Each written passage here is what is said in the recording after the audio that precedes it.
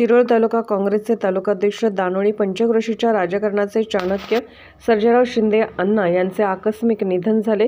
त्यांच्या जाण्याने दानोळी पंचक्रोशीमध्ये गावोगावी बंद पाळून त्यांना श्रद्धांजली वाहण्यात आली। बुधवारी दुपारपासून गुरुवारपर्यंत गावातील सर्वच व्यवहार बंद करून त्यांना श्रद्धांजली वाहण्यात आली।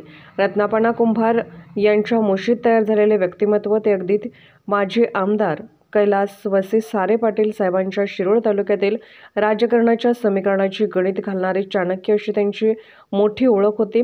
त्यांनी दानोळी गावच्या सरपंच पदापासून ते पंचायत समितीच्या सभापती पदापर्यंत आपल्या कामाचा ठसा उमटवला होता। त्यांनी अनेक संस्था उदयास आणल्या व त्या संस्थेच्या माध्यमातून अनेकांना आधार देण्याचे काम त्यांनी केलं आहे। खूप खडतर परिश्रमातून पुढे आलेलं व्यक्तिमत्व व पंचक्रोशीत प्रत्येकाची आपुलकीने विचारपूस करणारे व्यक्तिमत्व अशी त्यांची ओळख होती।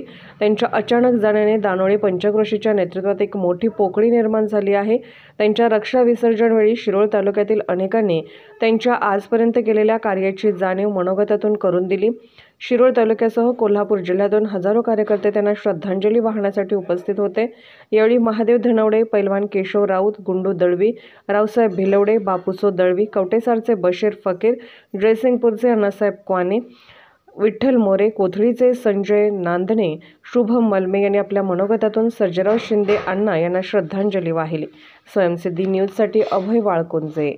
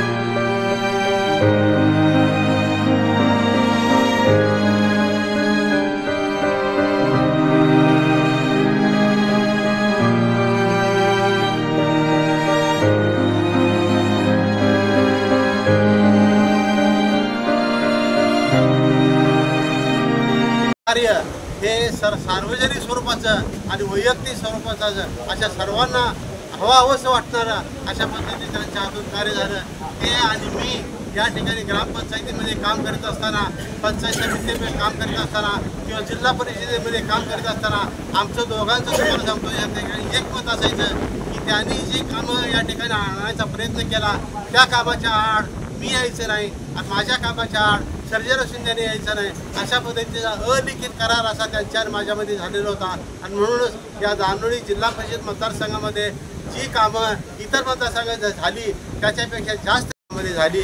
आणि सर्वांना तुम्हाला सांगतो आपण एवढ्या मोठ्या संख्येने जमलो, आपण सर्वांना माहीत आहे की सर्जेराव शिंदे आपल्यातून निघून गेलेले आहेत, त्यांना आपण ते आपल्यात पाहिजे होते अशा पद्धतीची सर्वांचीच भावना होती। परंतु श्रीकृष्णानं ज्या पद्धतीने सांगितले वासाशी जीर्णाने यथा विहाय नवाने ग्रहाते नरोपराने तथा शरीराने जीर्णाने अन्याने संभावी युवे, त्याने श्रीकृष्णानं सांगितलेलं आहे आपल्या गीतेमध्ये की ज्याप्रमाणे आपला सदरा आपण जीर्ण झाल्यानंतर बदलतो त्याप्रमाणे माणसाचा देह जीर्ण झाल्यानंतर तो दुसऱ्या देहामध्ये प्रवेश करतो।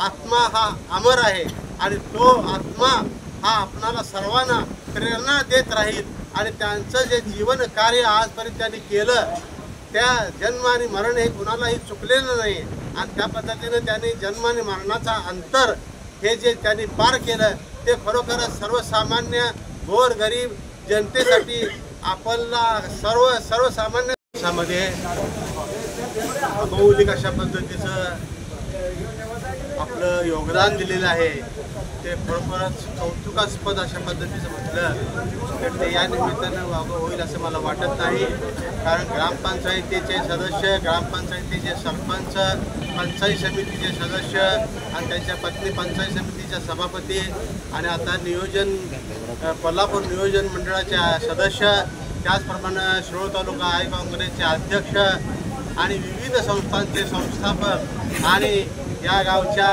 जडणघडणीमध्ये त्यांनी या ठिकाणी जी भर घातलेली आहे ती खरोखरच तुम्हाला सांगतो त्यांचं योगदान फार मोठं योगदान आहे। आणि यामुळं एक अतिशय दुर्धर अशा आजाराशी झुंज देत त्यांची काल प्राणज्योत मावळली आणि संपूर्ण गावावर शोककळा पसरली। संपूर्ण शिंदे कुटुंबियांना अतिशय दुःख झालं।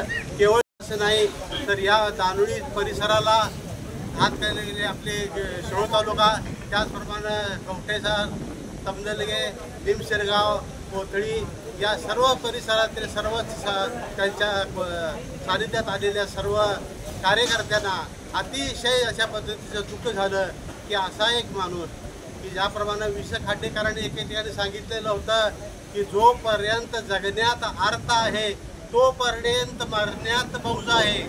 आपल्या सर्वांना वाटत होतं की सर्जेराव शिंदे जगले पाहिजेत आणि त्यांच्या हातून आपल्या सर्वांची सेवा चांगल्या पद्धतीने झाली पाहिजे अशा पद्धतीने सर्वांच्या भावना होता। आणि तोपर्यंत त्यांची एक्झिट झाली आणि त्यामुळे आपल्या सर्वांना अतीव अशा पद्धतीचं दुःख झालं। खरोखरच जीवनक्रम या ठिकाणी खरोखरच रात्रीचा दिवस करून या परिसराचा विकास व्हावा म्हणून त्यांनी व्यतीत केला। खरोखरच त्यांचं कौतुक करावं तेवढं थोडं आहे त्यांचं। आणि माझं ऋणानुबंध हे तुम्हाला सांगतो ते ज्या वेळेला पुण्याला चाललेले होते त्यावेळेला चौकात मला भेटले आणि त्यांनी सांगितलं मी पुण्याला चाललो आहे। मी म्हणलो लवकर मला येऊन परत या, परंतु त्यांचा मुलगा त्या ठिकाणी होता, त्यांच्या पत्नी होत्या, त्यांना सुद्धा मी सांगितलं की सर्जेराव लवकर बरे होतील या दृष्टिकोनातून तो प्रयत्नाची करा। त्यांच्या कुटुंबियाने खूप मोठा तुम्हाला सांगतो त्या ठिकाणी त्यांची सेवा केली। परंतु असा एक दुर्धर आजार असल्यामुळं ते आपल्यातून त्या आजाराची झुंज देत तुम्हाला सांगतो या ठिकाणी आपल्यातून निघून गेले। खरोखरच तुम्हाला सांगतो सर्जेराव शिंदेचं कौतुक करावं तेवढे सर्वांनी आपली गौरवता या ठिकाणी व्यक्त केलेली आहे। त्यांच्यावर